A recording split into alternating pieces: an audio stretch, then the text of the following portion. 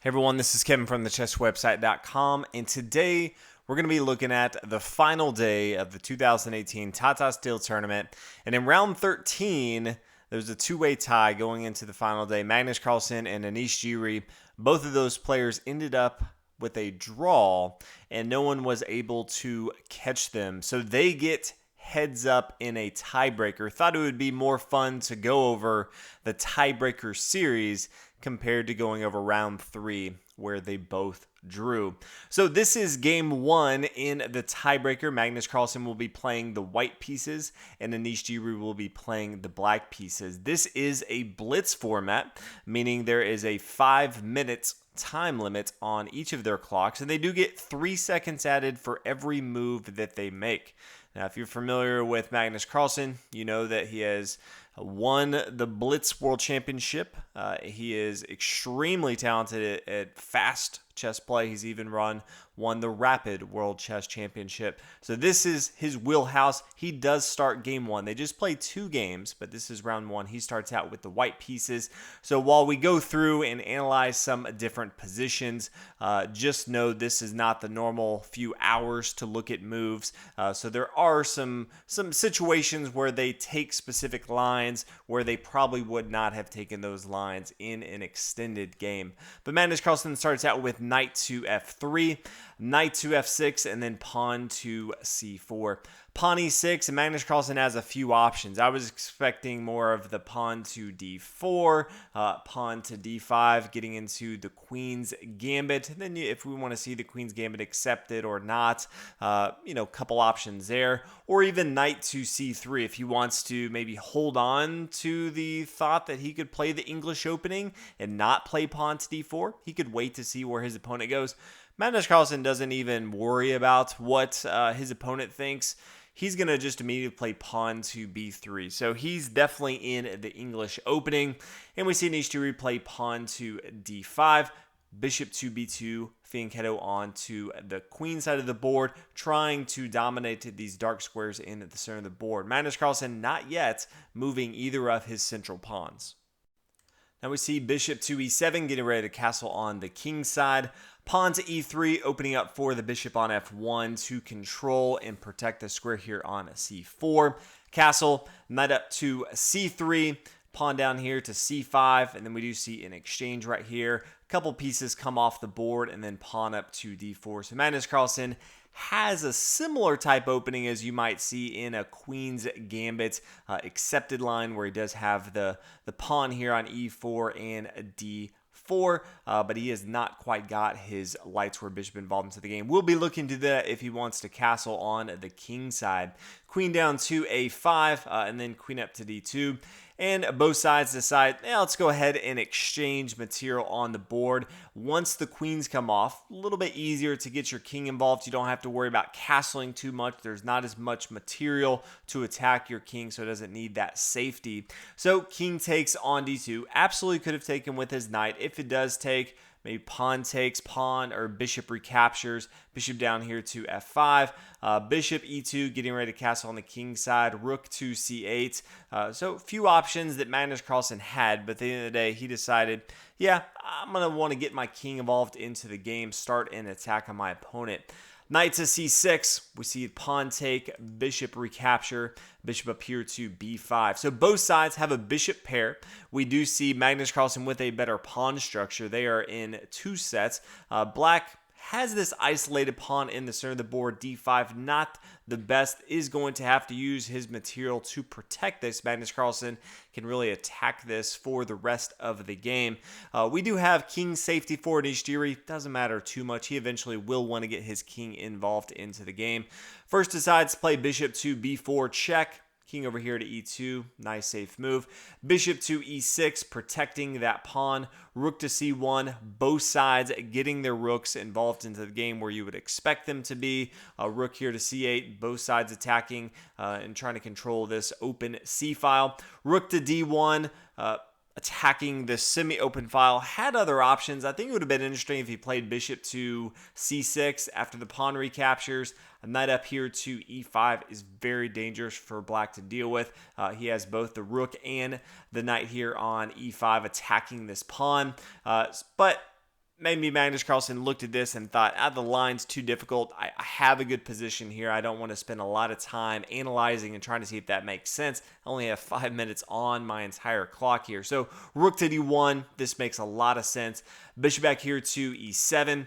Pawn to h3, just does not want the bishop to come to g4, pin down his knight, wants to be able to activate this knight and get involved into the center board if possible.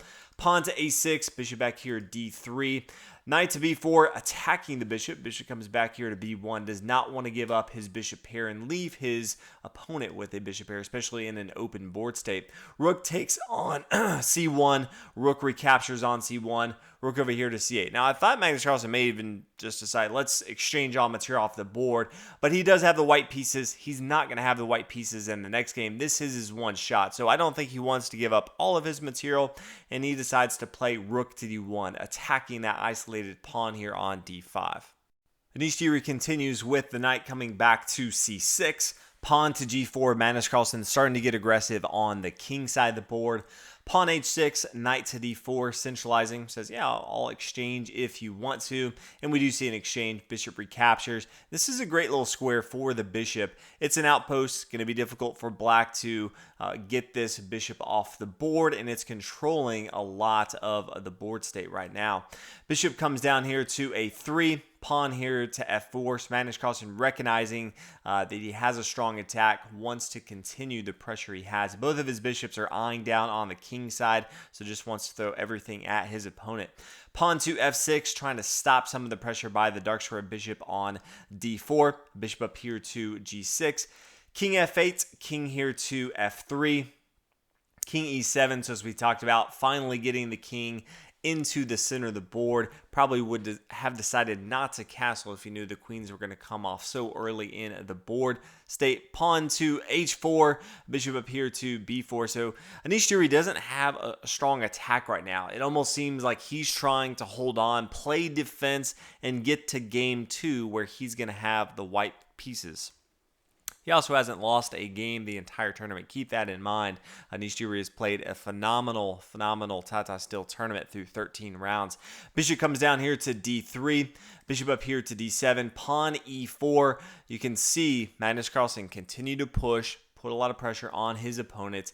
Bishop down here, c3, says, yeah, I would like to exchange. Then I can get my rook involved down in your neck of the woods. Magnus Carlsen's not having any of that. Bishop down here to f2, wants to hold on to his bishop pair as long as possible. Bishop to c6, this is trying to defend these center light squares. We do see the pawn take, the bishop take, check, and then bishop up here to e4. Says, yeah, I don't mind if you want to exchange right now. And that's exactly what we see. After the king takes on e4, then king to e6. So both sides have king, all 3 pawns on the king side of the board, as well as 2 pawns on the queen side. So both sides are fairly even in material. Now it just comes down to who plays a better endgame. We see white continue, pawn f5. The king moves back here to e7. Rook to c1, attacking the bishop. The rook's going to come down to c6. It is protecting it. Does not have to worry about the bishop right now. King to d3, adding another attacker on the bishop, so the bishop is now forced to move. Bishop back to b4. Says, yeah, if you want to take my rook, that's fine. That's exactly what Magnus Carlsen does.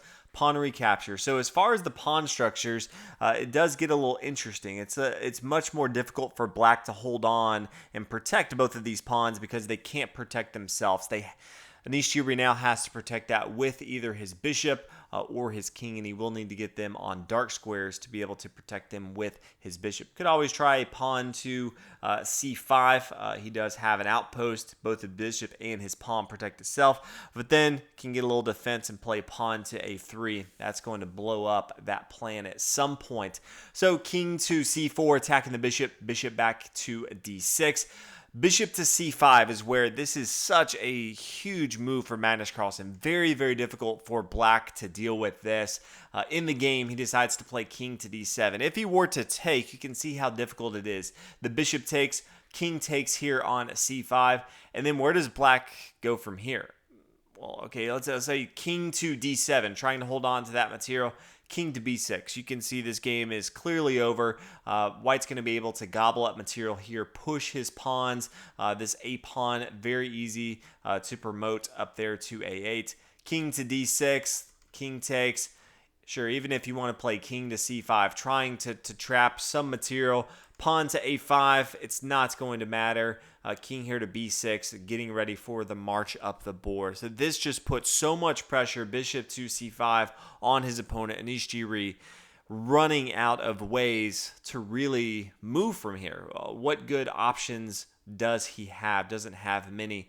Plays king to d7, and now pawn to h5. And this is where Magnus Carlsen just adds even more pressure. Says, you don't have many good moves on the queen side of the board, so I'm going to make sure you don't have any moves on the queen side of the board as well. Also know that Magnus Carlsen is pushed up further on than his opponent.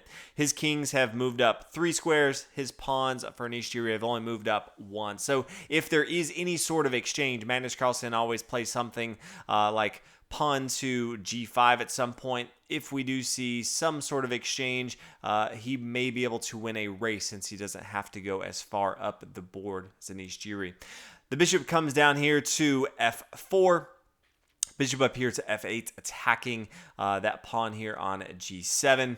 King up to e8, bishop down here to c5, and then king to d7. So we are repeating one of the positions we just saw a few moves ago. In this position, Magnus Carlsen says, yeah, we definitely do not want to have a threefold repetition where if you have the same board state 3 times, it would be a draw. He recognizes that he has the win in hand. Now he just has to execute. So he plays king to b4, and then bishop over here to d2 check, king to a4. Now as Anish Giri plays king to c7, pawn b4. So this is stopping the bishop from keeping this a5 square. Magnus Carlsen really wants to play king to a5. Couldn't do that with the bishop going through and defending that. So pawn to b4, just a great square for Magnus Carlsen. Also a great outpost for his bishop that black really can't do too much with. Bishop to f4, now bishop to f8, king to b6, and then the bishop takes material. Now it's going to be much easier if Magnus Carlsen plays pawn to g5 to push through, just put even more pressure on his opponent.